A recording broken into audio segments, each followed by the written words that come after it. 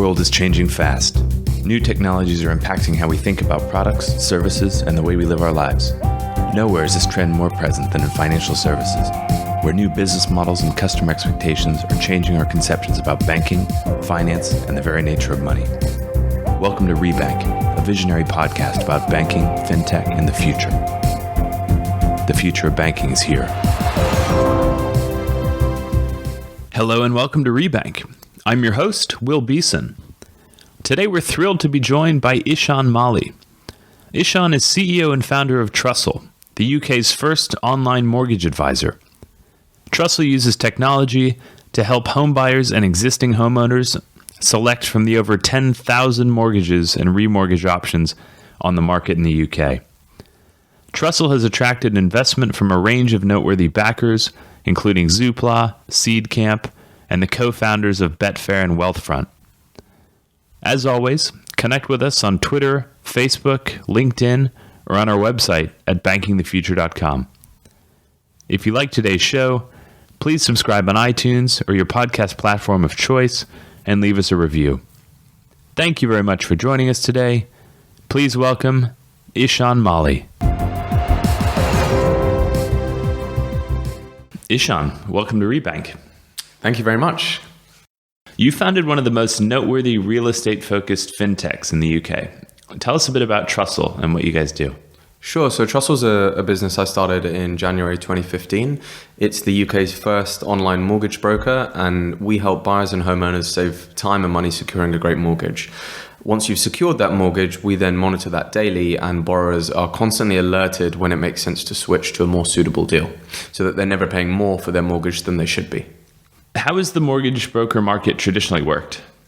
So traditionally, today you have 15,000 mortgage brokers on the high street, running largely a manual process, either face-to-face or some over the phone. And they make up 73% of all mortgages distributed in the UK each year. Traditionally, you will book an appointment. It could take a week or so to get that appointment. You'll sit down, you'll do a face-to-face consultation with a broker, which could take anywhere between 30 minutes to an hour and a half in some cases. The broker will then go away, research your options, require some supporting documentation from you up front, such as your pay slips, bank statements, passport, proof of address, and will then come back and return some options to you. They'll then submit all the applications off to the bank, and if all goes well, you'll then get approved, and you'll be going back and forth with the broker for updates. Many brokers will charge fees of around £500. There are a few that don't charge a fee. But that's pretty much how the traditional model works today. It's very old school. It's very traditional, as it sounds. Mm-hmm.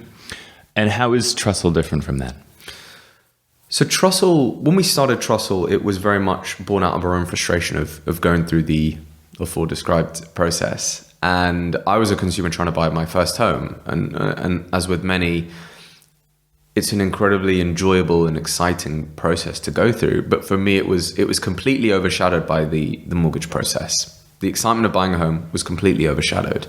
It was complex, it was convoluted, and it was actually quite demeaning for myself, who had an economics degree, a financially literate background, and also 2 years of industry experience in mortgages.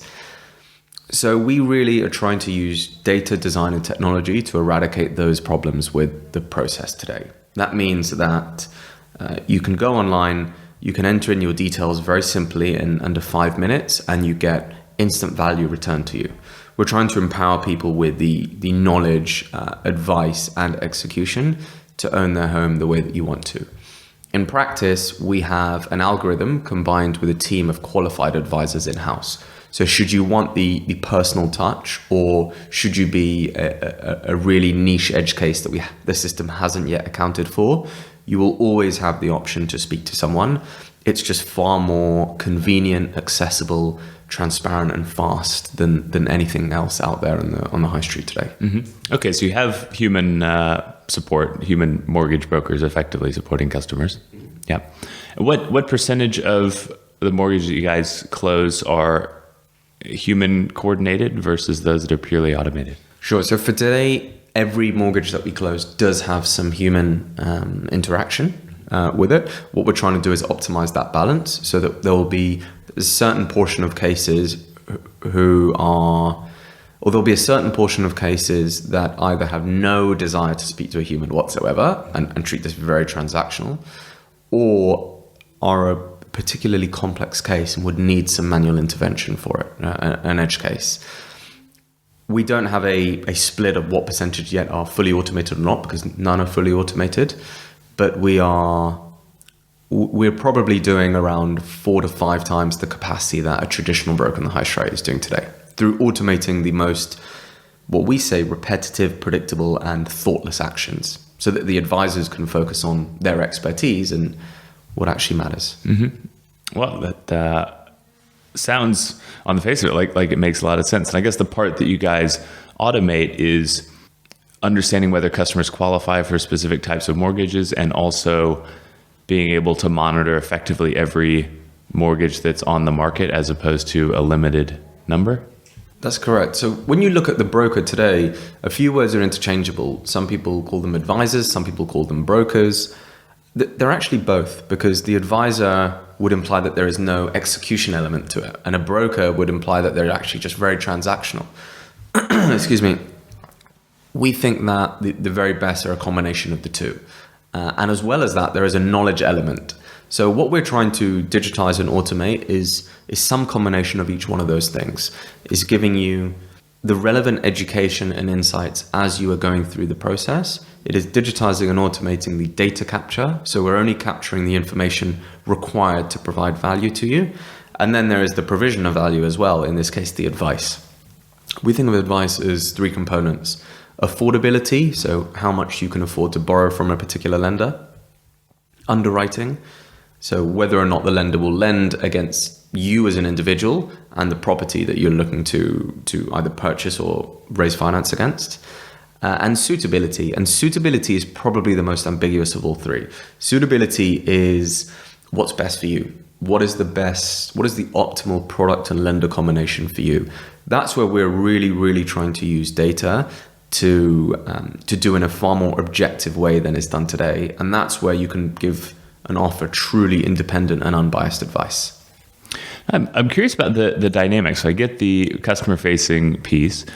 On the back end, though, are you guys engaged directly with lenders? Is it, I don't know, are you leveraging data feeds to simply pull in their information and then provide referrals back at some point? What's the relationship look like on the back end? There are far fewer APIs in that part of the process than we would like for a business like ours. We have a data feed via an API that is actually done by a third party that supplies many of the biggest comparison sites, all of the brokers out there. There are a few players in there. We use one of them. It provides us a daily feed with 11,000 mortgages, all of the actual product information, and that's from 90 different lenders that we scan. We apply our own in-house built layer of logic on top of that to deduce whether or not you are eligible to borrow from a particular lender. However, the integration between ourselves and the lender, or any other broker and the lender, is nowhere near what we would like for it to be, or any fintech would be. I'm sure that you and many of your listeners will know that layer of technology is far less developed than anything that is consumer facing, because you're dealing with big financial institutions that have legacy architecture, that have a legacy way of thinking. And so we are engaged with a few of the big 5 lenders in terms of what we can do going forwards.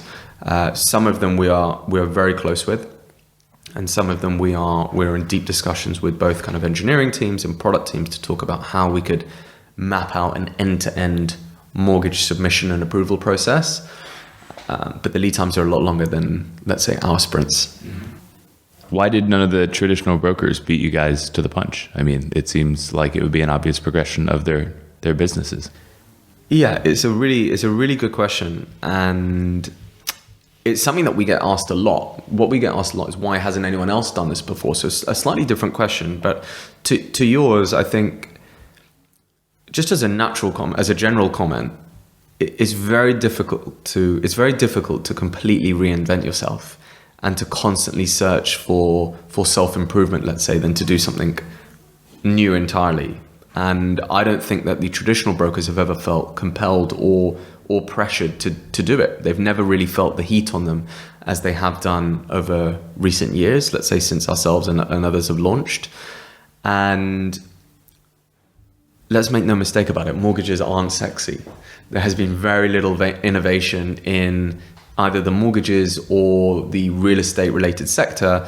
There are far more interesting and shiny opportunities in other areas of consumer tech. So mortgages has been void of any real innovation for a while now. I don't think the traditional brokers have ever really had anyone breathing down their neck, and I don't really feel like it's in their DNA.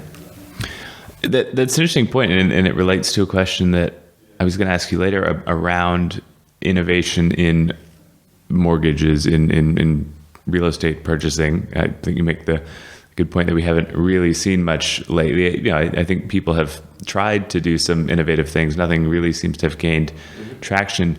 Do you view the real estate sector as being ripe for more types of digital first technology oriented innovations, or do you think that some of the kind of traditional bricks and mortar in the literal sense make it best for more traditional offline types of solutions? I think so. I think you have to look at, so we're in a very interesting segment because we're in the overlap of, let's say, financial services and real estate. Now those are two massive but heavily regulated and highly antiquated industries. And mortgages just sits at the intersection of those two. Now, when you look at mortgages in the UK alone, there are 1.3 trillion pounds worth of outstanding mortgages in terms of value. Now, we're just talking about one small island, one intersection of two big industries. That's a huge market. That's a huge market that hasn't yet had the adoption from the consumer or the operator level of technology. And I say technology in the broadest sense, from digitization of manual processes to using newer techniques like machine learning and artificial intelligence. It really has been absent of anything across that whole spectrum. So you have to look at other industries, be them commerce, transport, accommodation, and what technology has done in those industries, and really look at that as the blueprint for what will now happen in real estate, or what people are calling prop tech. And when you look at fintech and what's happened there in the last 5 to 10 years, I think that's the blueprint. How people have worked, how entrepreneurs have worked collaboratively with regulators to encourage initiatives like Innovate Financed or any of the other flexible initiatives that the FCA have. I think you'll see more of that now, and there are all different parts of the chain across buying a property, selling a property, moving home, insuring, renting, saving enough for a deposit. There are so many micro transactions and interactions in every single one of those processes that I think we are really going to benefit from a lot of disruption over. What's the split currently between new mortgages that you guys advise on and remortgaging? So for us, it's near enough 50-50. That's mainly down to where we get our leads, and I can talk a bit about that in a second. But for us, it's pretty much straight down the middle. We make a big point of trying to shine a light over the billions of pounds that people are overspending unnecessarily on being on the wrong kind of deal in the mortgages. We're fortunate to be in the press every week or so with new case studies and new facts and figures, really trying to educate consumers as to what's going on in this in the mortgage market. And as a result, we get a lot of people using our Mortgage Watch feature, where they're entering details of their existing mortgage to be notified when they could switch to a better deal. Many of them can switch to a better deal, and those are many people that we can transact. However, we also have partnerships with some really established brands linked to the property search journey, such as Zoopla, most notably. Now, Zoopla will have somewhere around 50 million visits a year. Around every property listing right now, you'll be able to find out whether or not you could afford the property you're looking at using our mortgage in principle feature. That will give you an instant affordability snapshot. So we're doing around 50-50, but we are broadening where we're getting our leads from, and we're seeing all kinds of different customers and segments. Wow. Well, I actually did want to pick up on that Zoopla point. They invested in Trussle earlier this year, right? That's correct. It was the beginning of last year that was part of our seed round. Okay. We did a 1.1 million seed round, and they made a small investment in that. But we have a long-term partnership with them and their group brands such as USwitch and others. And how's that going? It's going well. It was, when I started the business, as I mentioned earlier, I was a consumer frustrated with the process. So I had no prior industry knowledge, and I had a dream for how the process should work.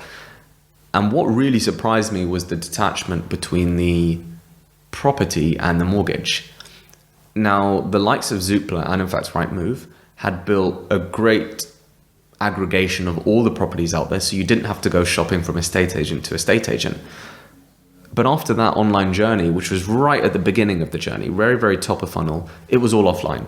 I had to go to an estate agent offline, I had to speak to a mortgage broker, I had to go to a bank. And so we thought, well, wouldn't it be great if I could just have the context of which properties I was looking at I could actually afford, and maybe get my instantly approved mortgage there and then on the site. So it's something that I personally have been very passionate about since starting the company, and it seems that consumers are really taking to it. You mentioned your Mortgage Watch feature before, and I think financial education around mortgages is also a key aspect, and it seems like something you guys are looking to support. I think you published a mortgage saver rate review not too long ago. I wonder if you could talk a bit about that, kind of in the context of financial education around mortgages and customers effectively getting the deals that they sure. should. So the mortgage saver review was the first of its kind in so far as it was an industry report by a challenger brand like ourselves, and there was a lot of evidence-based suggestions coming out of that. It was the first time that people were calling for real change to the industry, to the lenders, to the regulators, and how the market operates today. And this is ahead of, let's say, the FCA's mortgage market study, which is coming out. The real purpose of that report was to use our proprietary insight and industry data and consumer survey results to shine a light on the billions of pounds being wasted. There are a lot of hidden inefficiencies in the mortgage process today, and it's hurting people's pockets to the tune of around £5,000 per year. Now, there is a real inconsistency and a lack of standardization in how products are structured, in how products are priced, and in how products are distributed.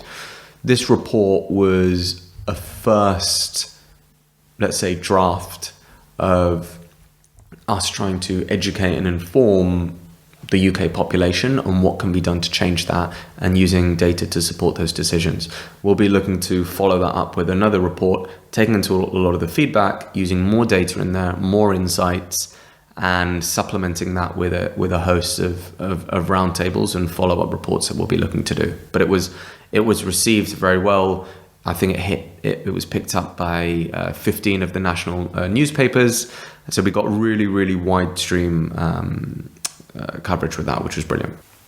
We touched on your human workforce briefly before. How important is the human touch now for Trussle, and even thinking maybe more widely across fintech and some increasingly digital businesses? How do you scale a business with a human component, and even more conceptually, do you expect the human component to be a core piece of Trussle's proposition forever? Sure. So I'll answer that in two parts. I think, firstly, we are a technology business. We are passionate about the impact that technology can have over improving the process, and actually we think it's the only way that we can make the process 10x better. It's not just getting a room full of hundreds of super responsive and friendly and knowledgeable staff. That still gives rise to inconsistencies, inefficiencies, and a lack of accessibility. And that's the kind of things that we're really trying to avoid.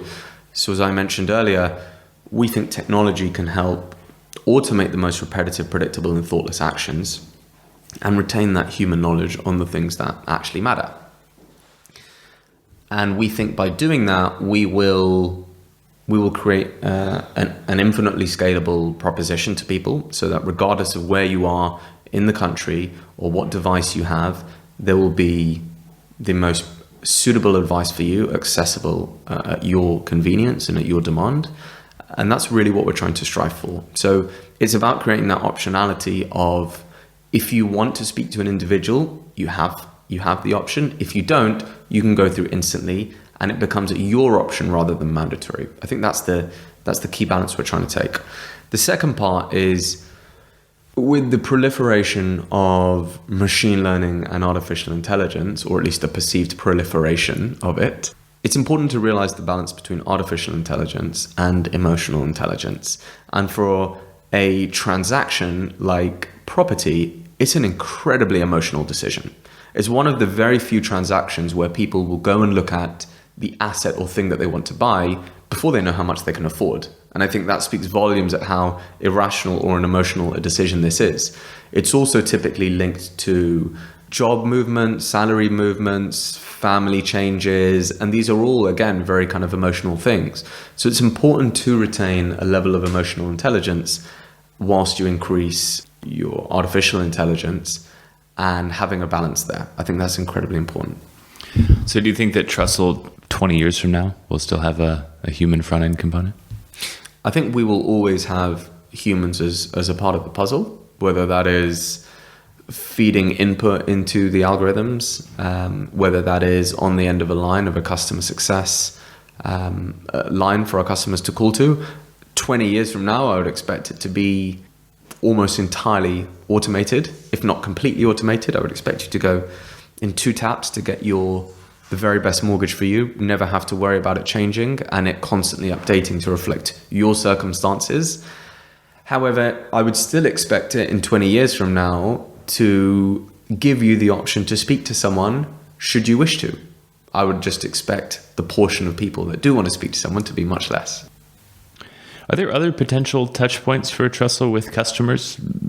Right now, you guys are solely focused on mortgages, but I think, as you mentioned, there are a number of microtransactions associated with, certainly with the purchase of a property, but also the sale of a property, continued maintenance and upkeep. I don't know. Are there insurance or legal or appraisals related opportunities?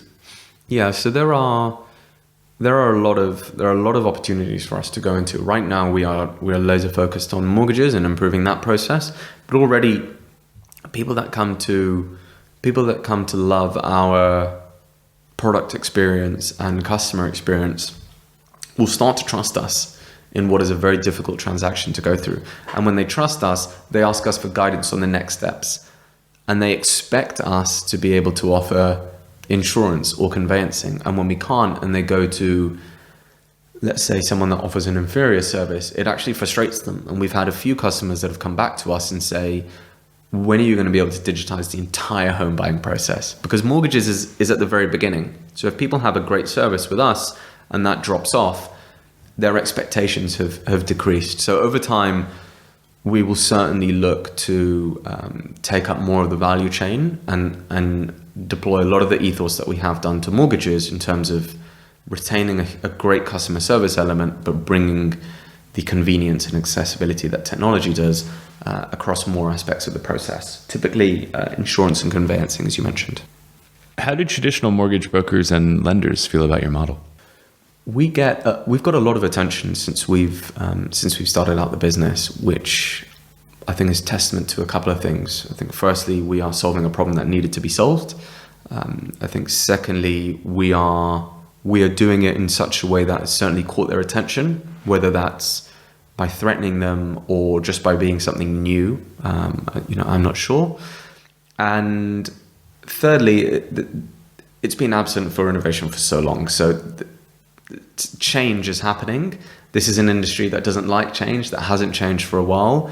And as a result, we're being talked about a lot in the trade presses, in roundtables, in industry reports and things like that. And we engage directly with some of those players, whether it's brokers or lenders. I think there are some brokers out there that look to our model and see aspects that they would like to adopt, they would like to sort of imitate and borrow.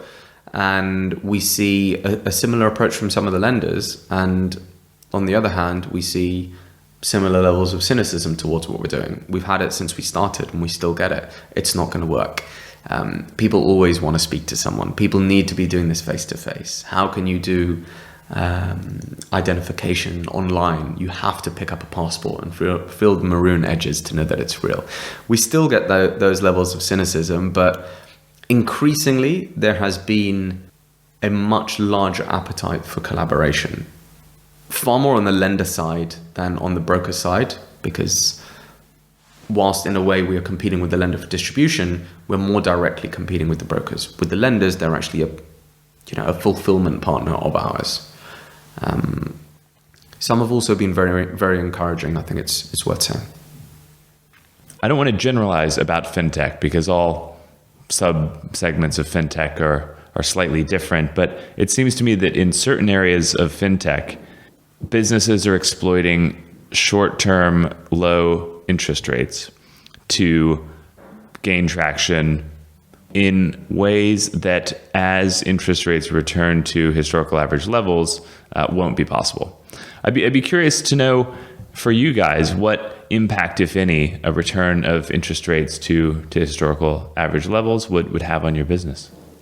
So in two parts. So if I understand the question correctly, the low interest rates create an environment of higher risk taking. And yeah, I think that's right. I think in areas of fintech too, areas of financial services, given that the yield environment globally is low, investors are increasingly interested in optimizing for yield, even in terms of basis points. Yeah. And I think that's where digital automation can make a difference. I think if interest rates were 8%, maybe it would be less relevant to invest via a peer-to-peer lender for a return increase versus traditional corporate bond, for instance. So in academically, we are in the business. We are a venture-backed business in the market of distributing secured debt in mortgages. So we see it from both sides. We see it from the side of raising capital from venture capital investors to fuel the business, to help run the business, to make sure there's enough cash in the bank. And we see it on the other side operationally in terms of people flocking to the site when there has been a rate slash. So last summer, I think it was, when we had obviously the Brexit announcement and then we had the base rate cut, we saw a two-step decrease by many of the large lenders that allowed many people or that encouraged many people on existing rates that could be beaten flock to the website. We're now at historical lows, and we have been at historical lows over the last few years, and people are kind of really looking to switch their mortgages as a result. People are constantly looking out for a better deal than they might be on. How that affects the business going forwards, I think we are due an impending rate rise. When that happens, no one's sure, but I think when it does, you will see people looking for different opportunities to gain value, whether that's through buy-to-let investments, where the rental yield might have a knock-on effect, whether that's through, again, proactively looking at their mortgage to see whether or not they're on the best rate and trying to consider their options. And it may well delay people from buying because of the opportunity cost of debt versus renting for a few more years and what might happen to a capital appreciation of their properties. So it will be very interesting to see how that pans out. Do you have any personal views as to property prices in the UK, maybe London specifically, as interest rates potentially rise? No, I don't. I think anyone trying to predict the property market or the interest rate market is sort of brave and courageous at best, but that's not something that we'll try and hand on. We'll focus on improving the mortgage process for everyone. Yeah, we talked a little bit about the Zoopla partnership before. How important do you expect partnerships like that to be in the future of your business? Is the real estate market moving toward more integration between components of the value chain? I think so. I think it is moving closer to collaboration and closer integration. I think people are very aware of how isolated different parts of the property chain have been, and just how inefficient and destructive that makes the process for consumers. It's not nice when you're going through the biggest emotional and financial transaction you're ever going through to also feel like you are project managing the whole process, dealing with 8 different counterparties. One of the things that we're acutely aware of is that mortgages are a means to fulfilling your aspirations or dreams or whatever else you're trying to do. They are a means to an end. They're a means to buying a home, which is a means to owning your home outright, which is a means to living your life the way that you want to. As a result of appreciating mortgages as a means, we're looking for the synergistic opportunities to partner with that consumers are going to anyway. Consumers might be looking for a comparison site because they want to compare things for their credit cards, their insurance, their current accounts, and their mortgages. That's an obvious place for us to integrate with, rather than trying to get people and forcing people to come to our site direct. So our go-to-market strategy has always been, what are the common touch points that someone will go through when they're looking to buy a home? And how can we find the partners with the closest synergy and deeply integrate in that customer journey so that we are just there when consumers need mortgage services most? So to date, we've signed partnerships with Zoopla, with Uswitch, with Revolut, another fintech, House Simple, another prop tech, an online estate agent, with The Mirror, a media publisher, and with many, many more. And we have many more in the pipelines. And the work of our partnerships has not gone unnoticed. We get a lot of inbound requests now from some large institutions that I think are realizing not just the value of partnerships in tech or fintech, but also partnerships with a mortgage provider where they might not have previously seen value there. If you were to start again today, and Trussle already existed, but you were to start a new business, what areas of prop tech, kind of real estate enhancement from a technology standpoint might you look at? Where do you think there's most opportunity still? It's a good question. That's a really good question. I think, so this might be a bit of a cop-out answer, but I really like a business that my friend runs called Nested. What they are trying to do is to allow you to sell your home with certainty and confidence. That means you can go online, you can get an instant offer for your property, and they will guarantee to buy that in cash within 90 days. That frees up a lot of cash. It frees up the movement of cash, so it avoids the problems of chains, and it just makes the whole property ecosystem and market run far more fluidly and transparently than it ever has. I think it's a great business model. I think it's very tough to execute well, but they seem to be doing a good job. I think slightly related to mortgages, but otherwise the customized property search. I feel that Zoopla and Rightmove do a good job of showing an aggregated list of properties, but truly representing what buyers want in the way that a estate agent represents what sellers want, I feel is a massive hole. There is no notion of a buying agent understanding what people's circumstances and goals are and trying to tailor that process for them. So I think that there's a massive gap there. Ishaan, what's the best way for people to find out more about your work and connect with you directly? So two ways. Just go onto the website. So Trussle, TRUSSLE.com, is to find out about the business. And for me personally, very happy to kind of take emails at ishaan.malhi@trussle.com. Just first name dot last name at trussle.com. Ishaan Malhi, thank you very much for joining us today. Thank you very much. Thanks for having me. Thanks for tuning into Rebank. If you like today's show, reach out. Follow us on Twitter at Rebank Podcast and join the conversation. For more on banking, fintech, and the future, check out our regular content at www.bankingthefuture.com.